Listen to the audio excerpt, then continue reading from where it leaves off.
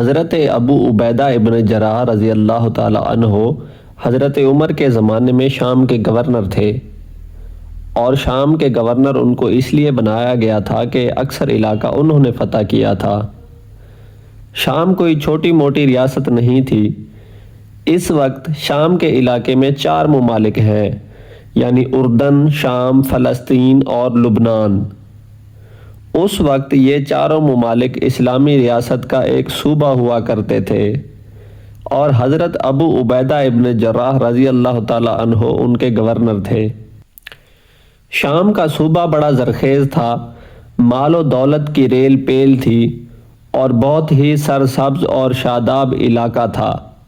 حضرت عمر مدینہ میں رہ کر تمام عالم اسلام کی کمان کیا کرتے تھے۔ چنانچہ ایک بار حضرت عمر رضی اللہ تعالی عنہ شام دورہ کرنے کے لیے تشریف لائے۔ دورہ شام کے دوران ایک مرتبہ حضرت عمر نے فرمایا کہ اے ابو عبیدہ، میرا دل چاہتا ہے کہ میں اپنے بھائی کا گھر دیکھوں۔ جناب عمر کے ذہن میں شاید یہ تھا کہ ابو عبیدہ اتنے بڑے صوبے کے گورنر بن گئے ہیں اور یہاں دولت کی فراوانی ہے، اس لیے ان کا گھر دیکھنا چاہا کہ آیا انہوں نے مال و دولت کی سرزمین پر اپنا رہن سہن کیسا رکھا ہوا ہے۔ ابو عبیدہ نے جواب دیا، اے امیر المومنین، آپ میرے گھر کو دیکھ کر کیا کریں گے؟ اس لیے کہ جب آپ میرے گھر کو دیکھیں گے تو آنکھیں نچوڑنے کے سوا کچھ حاصل نہ ہوگا۔ تو جناب عمر رضی اللہ تعالی عنہ نے اصرار فرمایا کہ نہیں، میں دیکھنا چاہتا ہوں۔ چنانچہ حضرت ابو عبیدہ امیر المومنین کو لے کر اپنے گھر کی طرف چل دیے۔ شہر کے اندر سے گزر رہے تھے، جاتے جاتے جب شہر کی آبادی ختم ہو گئی تو حضرت عمر نے پوچھا کہ کہاں لے کر جا رہے ہو؟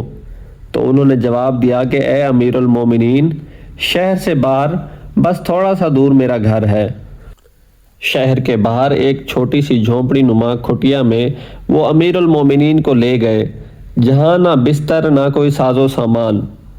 امیر المومنین نے پوچھا کہ اے ابو عبیدہ، یہاں پر تو کھانے پینے سونے کا کوئی انتظام نہیں، تم یہاں کیسے رہتے ہو؟